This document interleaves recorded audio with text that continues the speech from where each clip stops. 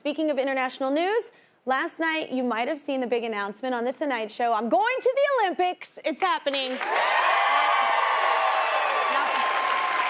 That's right, this summer is dedicated to all the other kids out there who are also knocked out in the first minute of 8th grade dodgeball. Never give up on your dreams, people. That's what I'm saying. I made it. You're welcome. I'm not exactly in the Olympics, whatever, but I am honored to be joining NBC this summer as one of the co-hosts of the opening ceremony of the 33rd Olympic Games in Paris. One day they're accidentally giving you a sports Emmy. That really happened. And the next, they're asking you to talk about how the modern decathlon was created in the late 19th century as an evolved form of the ancient Greek pentathlon, which dated as far back as 700 BC and was originally composed of a running event, a javelin toss, a discus toss, a long jump, and a wrestling match. See? I do homework. Exactly. Totally know what I'm talking about.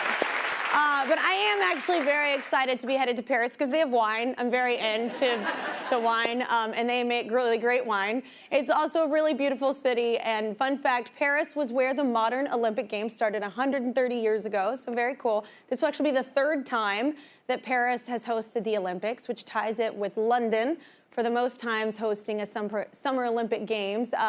And to prove, I've been studying, here's another fact, or I have really great researchers and writers. Here's another fun fact. LA will join Paris and London in 2028 when they host the Games for the third time. So the Paris Olympics are coming back to LA. I'm also excited about all of this because I get to host the opening ceremony with our first two guests, whom I love. One of them is a renowned broadcaster at NBC Sports. He's called just about every sport on the network, including the Tokyo Olympics in 2021 and the Beijing Olympics in 2022. This will mark actually his 4th Olympic Games opening ceremony, so he's pretty solid at this point at it. The other is a 2-time Super Bowl champion, 5-time NFL Most Valuable Player, and generally considered one of the greatest quarterbacks ever. Together, we are hosting the opening ceremony for the Paris Olympic Games. You will never see these three individuals do anything else together. This is the most random thing that they've done, and I am down for the ride, people. July 26th on NBC and Peacock. Everybody give it up for Mike Tirico and Peyton Manning!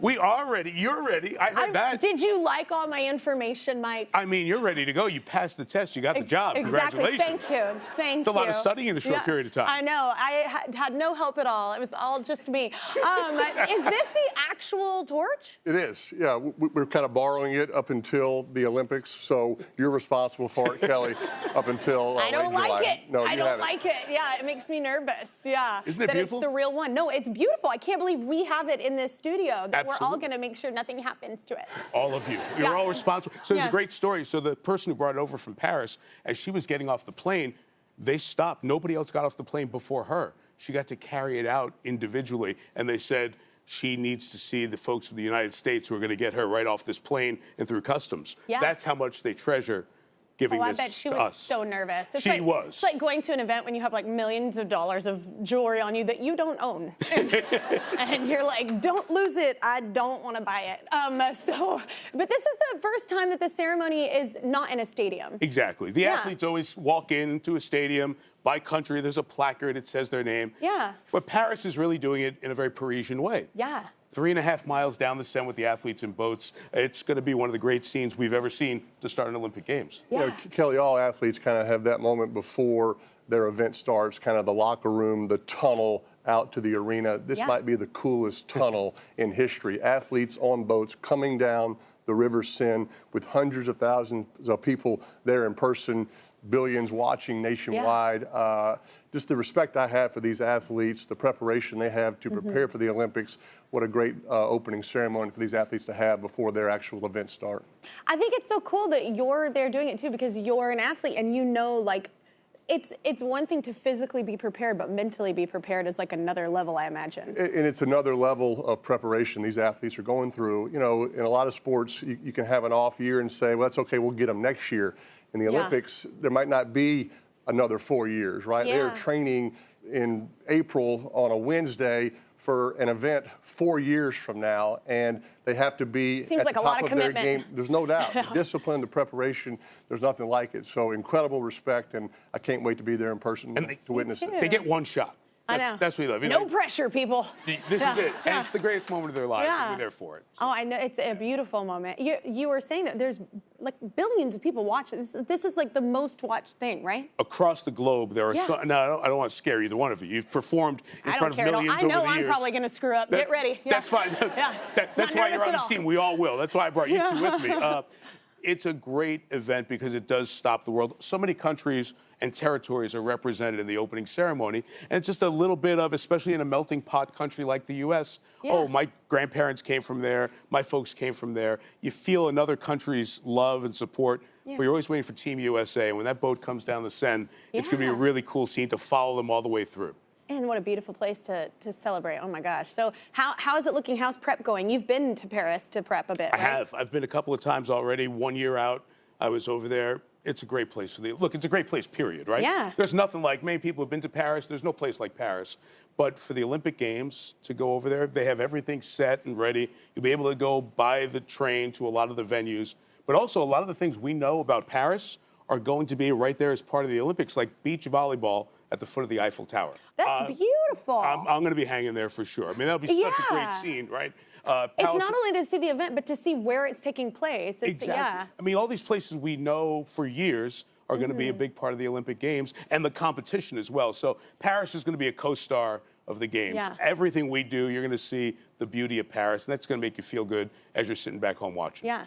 We're going to have a good time. Look at this vibe already. I'm ready to go. I'm very excited. Welcome back, y'all. We've got Peyton Manning and Mike Tirico with us. You can see the three of us host the opening ceremony of the Paris Olympics, July 26th on NBC and Peacock. So Hoda and Savannah are going to be there as well. Absolutely. They've been around the opening ceremony a bunch of times as well, and they're going to join us. Matter of fact, as we talked about, the parade of athletes will come down on boats under a bunch of the bridges. So they'll be on one of the bridges. So they'll have like a real perfect view of everything that's happening as it comes down towards our way at the end. So it'll be great. We have the whole family together. It's hard not to have a perfect view in Paris. That is true. That is true. So is there any prep for me and Peyton? You know, so this is the first time for you guys. Okay. But you both, you know, lyrics, writing songs, playbooks in football. You know what prep is all about. Okay. So with the excitement of the announcement behind us, I think it's time to get to work. Okay. So the work is pretty simple. Are you ready to start training? I'm ready. Look at this. I'm stretching. I'm feeling good about it. If you want to make it physical, that's fine, but it's also mental. So can we bring out some of the research? We have for you some research to start diving into.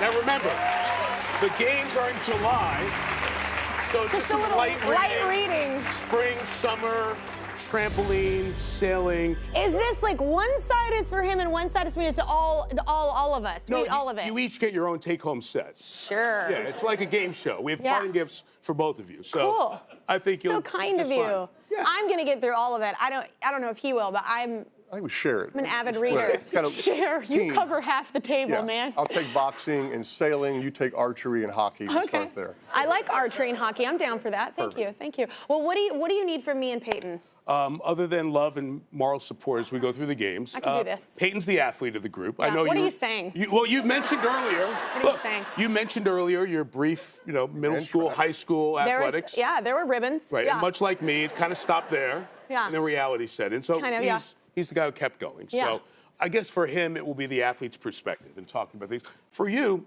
what exactly this show is. Yeah. The point of view of just your friend who's watching, just the observations you would have as an American in Paris. I love it. Absolutely. This is one of my favorite parts of the Olympics are just the memorable stories, like their stories to get them there, like what it took to even get to that one moment that matters. Do you have any memorable ones that you love? Well, I mean, for me, in some of the big sporting events that I got to play in, you think about all the people that helped you get to that point. Your mom that drove you to all those youth practices, right? So I look forward to, between now and the opening ceremony, kind of hearing those stories. Who is Katie Ledecky thinking about as she's on that boat going toward the Eiffel Tower. Who is Noah Lyles thinking about? It was a part of his journey to get to the Olympics, because it's not just you by yourself there at the Olympics. It's all the people that have helped you get to that point. I look forward to sharing those stories. And there are two parts of that. One, everybody who's at the opening ceremony, they're winning right there.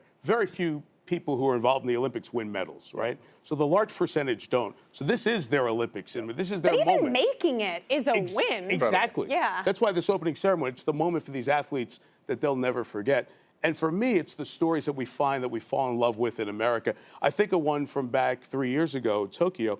Lydia Jacoby is a swimmer from Alaska, right? Not the place that turns out the most swimmers. So she wins, and her entire community is there watching. And we had a shot of them watching and celebrating. And that's what I love, because it's a reminder, like you were saying, Peyton, the connection of so many people behind each individual athlete as they come down during the opening ceremony. It's great. Absolutely. Just speaking of cold water, have you ever done the cold plunge thing?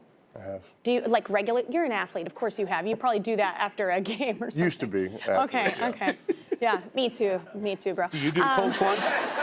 Look, I just started. I was like, And? what is this celebrity trend? But I did, and I lasted 35 seconds. Okay. And everyone heard me in the entire neighborhood.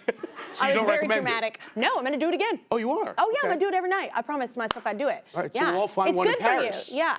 Yeah, well, you want to do it in Paris? We can go before the opening I'll ceremony. do it. Team bonding. Don't you lie. Don't We're all you in. Are you make in? promises. We're all in. This is what men do. I'm just kidding. I'm just kidding. I'm just kidding. I went for the joke. I went for the joke. I'm just kidding. Okay, so what are some of the Olympians? We've mentioned a couple, but what are some Olympians, or who are some of the Olympians you're looking forward to? I love Simone Biles. Yeah. I just am fascinated by her. Yeah. What a story of coming back Yeah. after so much success before in the Olympic Games.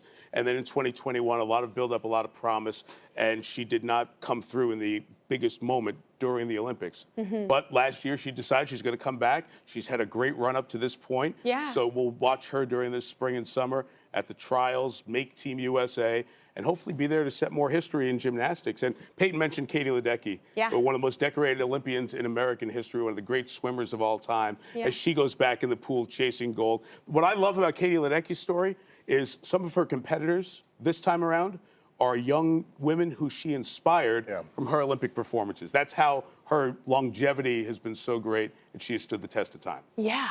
For me, obviously, the Dream Team is always exciting to watch. But Sha'Carri Richardson and Noah Lyles have a chance to be the first male-female 100-meter dash winner since Carl Lewis and FloJo. There's a little Olympic history for you there, Mike. Yeah. I've been studying my books We're gonna nail this, guys. Absolutely. Yeah. So I'm just looking forward to watching those athletes compete against the best in the world. Yeah, it's incredible to watch what we are capable of physically, like watching these people, and mentally. Like, I'm not going to do it, so it's nice somebody showing us how you can do it. It's incredible what your body's capable of. What about the new events? Are you excited? I hear surfing is like the new one, right? One of the new ones. I'm excited about that. Surfing was there last time. Yeah. It will be in this Olympics as well. It'll be contested in Tahiti. Oh. So anybody who'd like to join us in Tahiti, I kept asking our bosses, why don't we just host everything from Tahiti? I think this is a good plan. Yeah. So we can try that. But breaking, which is breakdancing, but it's called breaking internationally. Yeah. That's now a sport in the Olympics. So that's something that's going to be pretty cool to watch. Okay. I didn't know about that one. That was new for me. I did not research that one. That's interesting. That book is way at the bottom. Okay, thank you. I'm going to get there, man.